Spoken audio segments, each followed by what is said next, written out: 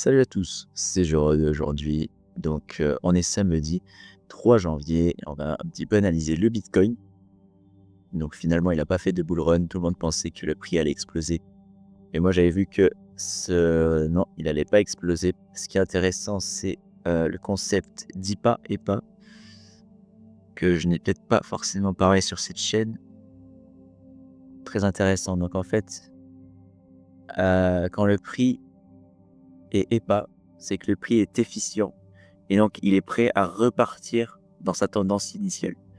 Quand le prix est IPA, c'est que le prix est en inefficience. Et donc, il va sûrement retracer pour redevenir EPA et donc repartir.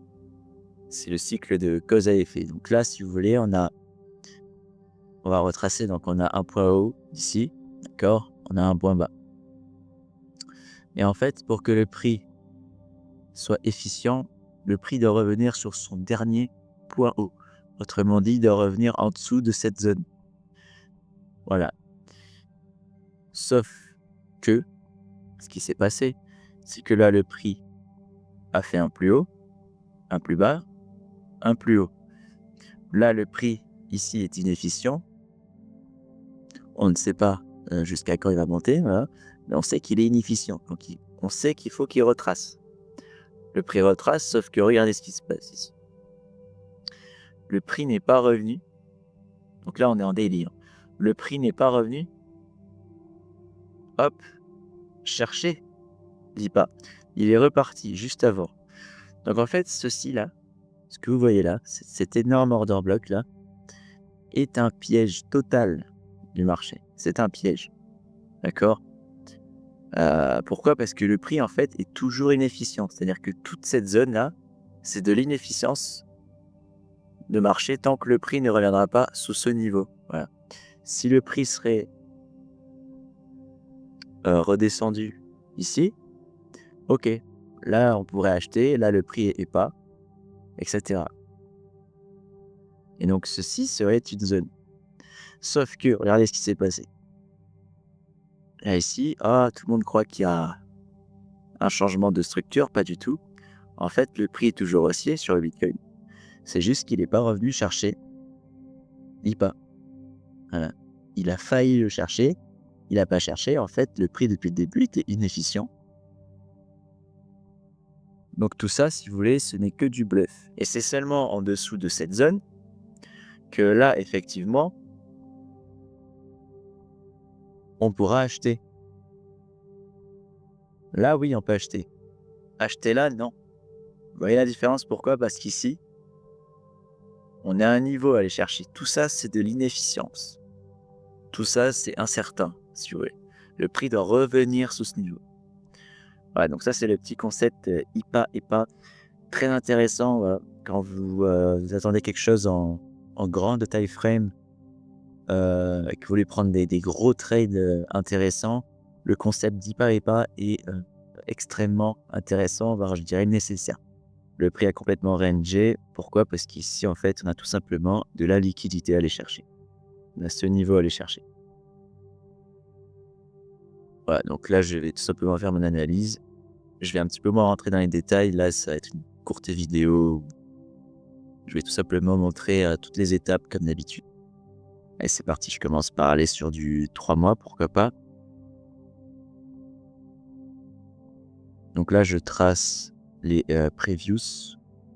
Donc là, en l'occurrence, c'est du previews 3, enfin, comment on peut dire ça? Previews monthly low. Clac, voilà. On va aller en un mois.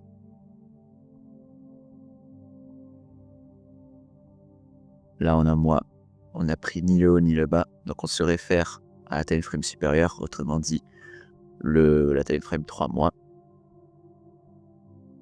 On va ensuite en une semaine. Donc, le prix a beaucoup rangé. Donc, il ne va pas se passer grand-chose. Donc, voilà. Là, ici, on a pris le haut. Ça, c'est un previews weekly.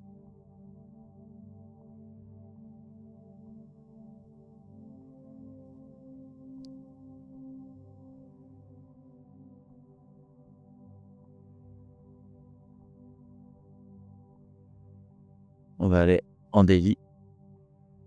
En daily, on est haussier. OK. Clôture à l'extérieur. Hop.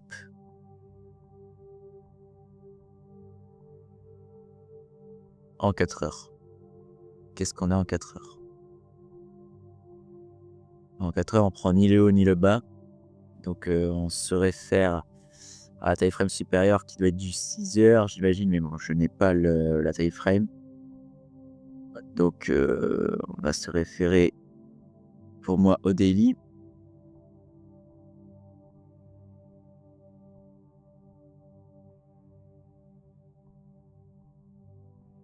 En 3 heures, on n'a pris ni le haut ni le bas. On se réfère encore une fois au daily. En 2 heures, on a pris le bas. Donc ici, on a pris le bas. Ouais, il va pas se passer grand-chose. En 1 heure, qu'est-ce qu'on a en 1 heure? Il se passe vraiment rien sur le marché. Donc là, en 1 heure, c'est la même chose. On a pris tout comme l'H2.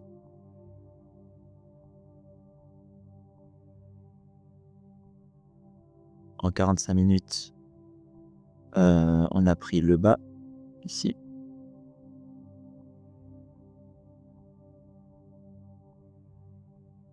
Vous connaissez la chanson, j'ai plus besoin de vous expliquer maintenant.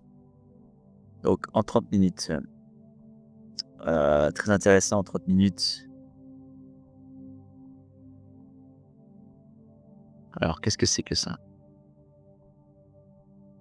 D'où le prix a commencé là. À partir de ce niveau. 29,30. OK, d'accord.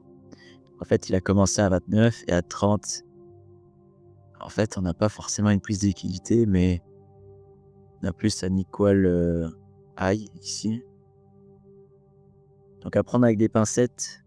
On va quand même le prolonger celui-là, on sait jamais.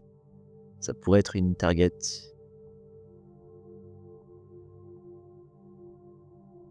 15 minutes, c'est la même chose. On n'a pas de target en fait. Comme c'est une bougie marteau. OK. Donc là, je vais pas du tout trader, sachant que sur mon broker, bon, bah, le week-end, j'ai des spreads énormes. Donc, j'ai aucune rentabilité, à cause des commissions, et cetera. Là, on voit que le prix il est très, incertain. Il y a beaucoup de gaps, et cetera. Donc, voilà, c'était pour la petite analyse. Voilà, c'est tout pour moi et c'était Jérôme et puis je vous dis à la prochaine pour une nouvelle vidéo et bonne année au passage. Ciao, ciao.